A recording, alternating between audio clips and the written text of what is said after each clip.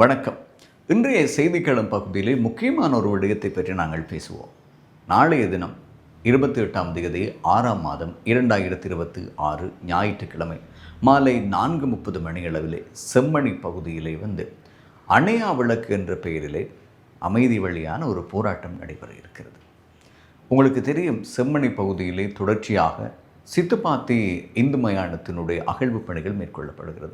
இலங்கையிலேயே மிகப்பெரிய மனித புதைகுழியாக அந்த செம்மணி சித்துப்பாத்தி மனித புதைகுழி மாறி இருக்கிறது. இந்த நேரத்திலே அதற்கான நீதியை கேட்டு பலரும் பலதரப்பட்ட குரல்களை கொடுக்க ஆரம்பித்திருக்கிறார்கள். செம்மணி மனித புதைகுழி, கிருஷாந்தி கொலை வழக்கு, இந்த விடயங்களை அடிப்படையாக வைத்துத்தான் இப்போது இந்த அணையா விளக்கு போராட்டம் என்பது மீண்டும் ஒரு வருடத்தை தாண்டிய நிலையிலே அங்கு ஆரம்பிக்கப்படுகிறது.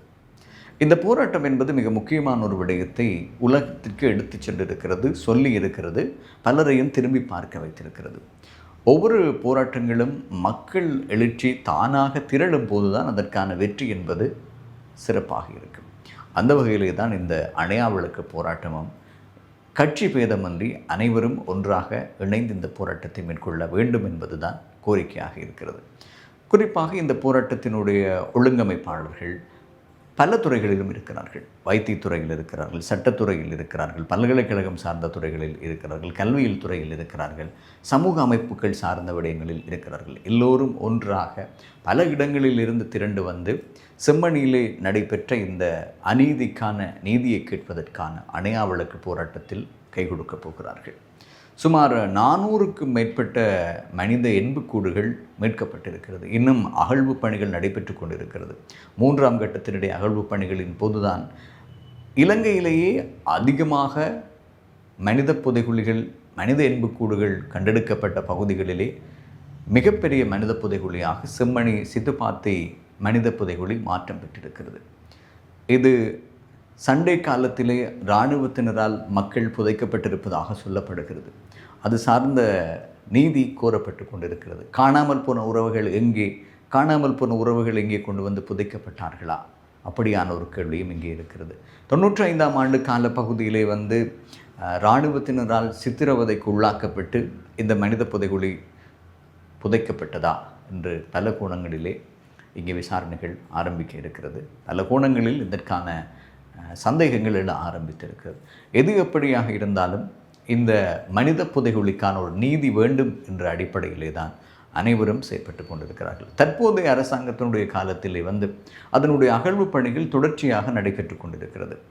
எந்த அரசினுடைய காலப்பகுதியில் இது நடைபெற்றது என்ற விடயத்தை விட்டுவிட்டு இப்போது இருக்கின்ற அரசு அதற்கான ஒரு நீதியை பெற்றுத்தரும் என்று மக்கள் நம்புகிறார்கள்.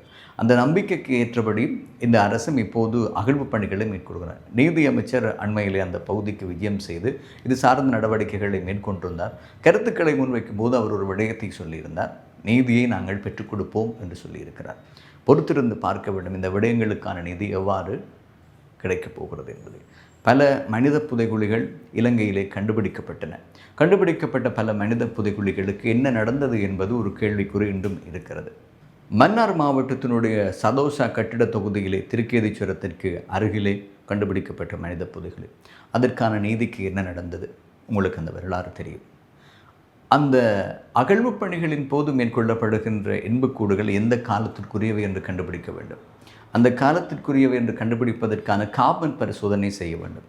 அதற்கான வளங்கள் இலங்கையில் இல்லை என்று ஒரு விடயம் இருக்கிறது. அமெரிக்காவோ இல்லாவிட்டால் அபிவிருத்தி அடைந்த வெளிநாடுகளுக்கோ கொண்டு சென்றுதான் அந்த கார்பன் பரிசோதனையை மேற்கொள்ள வேண்டும்.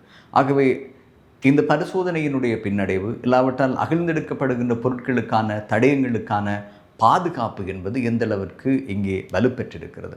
அந்த பாதுகாப்பின் நிமித்தம் இந்த கண்டுபிடிக்கப்பட்ட அடையாளப்படுத்தப்பட்ட எச்சங்களை வைத்து இது எந்த காலத்திற்குரியது, எவ்வாறான உயிரிழப்புகள் நடைபெற்றிருக்கிறது என்கின்ற விடயத்தை அறிந்து கொள்ளக்கூடியதாக இருக்கிறது. ஆகவே நியாயமான ஒரு நீதியை இந்த அரசாங்கமாவது இந்த மனித புதைகுழி விடயத்தில் பெற்றுத்தருமா என்பதுதான் இங்கே இருக்கின்ற கேள்வி.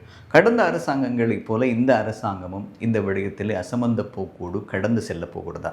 கடந்த அரசில் இருந்த அங்கம் வகித்தவர்கள் சிலர் இந்த அரசாங்கத்திலும் இருக்கிறார்கள். இந்த அரசாங்கத்தினுடைய செயற்பாட்டாளர்கள் கூட அந்த அரசினுடைய காலத்திலும் இருந்தார்கள். ஆகவே இது மூடி மறைக்கப்பட்டு விடுமா? கடந்த ஆட்சியாளர்கள் என்ன செய்தார்களோ அவர்களுக்கான இந்த நீதி சொல்ல வேண்டிய ஒரு நேரம் ஏற்படும் போது அவர்கள் அதை மறைத்தார்களோ இல்லாவற்றால் அதனுடைய சாட்சியங்களையும் வடிவங்களையும் மாற்றினார்களோ அதே போல் இந்த அரசும் செய்து விடுமா என்ற ஒரு கேள்வி இப்போது எழ ஆரம்பித்தது. ஆனாலும் கூட கடந்து வந்த அரசாங்கங்களை விட இந்த அரசாங்கம் அதற்கான நியாயத்தை பெற்றுக் கொடுக்கும், நீதியை பெற்றுக் கொடுக்கும் என்று மக்கள் நம்புகிறார்கள். அதன் அடிப்படையிலே தான் இந்த அகழ்வு பணிகள் ஆரம்பிக்கப்பட்டு ஒரு வருடம் பூர்த்திக்கு பின்னர் மீண்டும் அணையா விளக்கு போராட்டம் இப்போது நடைபெற இருக்கிறது. ஞாயிற்றுக்கிழமை நாளைய தினம் மாலை 4:30 மணிக்கு அமைதி வழியாகவே இந்த அணையா விளக்கு போராட்டம் நடைபெற இருக்கிறது. ஆகவே அனைத்து இடங்களிலும் இருந்தும் நீதியை கேட்டு போராடுபவர்கள், நீதிக்காக குரல் கொடுப்பவர்கள், நமக்கு நீதி வேண்டும் என்று போராடி கொண்டிருப்பவர்கள் எல்லோருமே இந்த அணையா விளக்கு போராட்டத்தில் திரளுவார்கள், திரள வேண்டும் என்பதுதான் இங்கே இருக்கின்ற முக்கியமான விடயம். ஒரு இனம் அழிக்கப்பட்டிருக்கிறது. அந்த இனத்தினுடைய அழிப்பு என்பது சர்வதேசத்திற்கு எடுத்துச் சொல்ல வேண்டிய தேவை இருக்கிறது. அழிந்த அந்த இனத்திற்கான நீதி கிடைக்க வேண்டும். அந்த நீதிக்கான போராட்டமாகத்தான் இந்த அணையா விளக்கு போராட்டம் ஒரு பகுதியாக இருக்கிறது. ஆகவே அனைவரும் இந்த அணையா விளக்கு போராட்டத்தில் கலந்து கொள்ள வேண்டும் என்பது ஏற்பாட்டாளர்களினுடைய முக்கியமான நோக்கமாக இருக்கிறது. அதில் நீங்களும் ஒரு ஏற்பாட்டாளராக மாறிக்கொள்ளலாம். அது உங்களுக்கான போராட்டம் என்பதை உணர்ந்து அந்த போராட்டத்திற்கு நீங்கள் செல்ல வேண்டும். இன்றைய செய்திக்களம் பகுதியிலே அணையா விளக்கு போராட்டம் பற்றி தான் நாங்கள் உங்களோடு பகிர்ந்திருந்தோம். இந்த விடயங்கள் தொடர்பாக ஞாயிற்றுக்கிழமைக்கு பிறகு என்ன நடைபெறுகிறது என்பதை அடுத்த செய்திக்களத்தில் உங்களை சந்திப்போம்.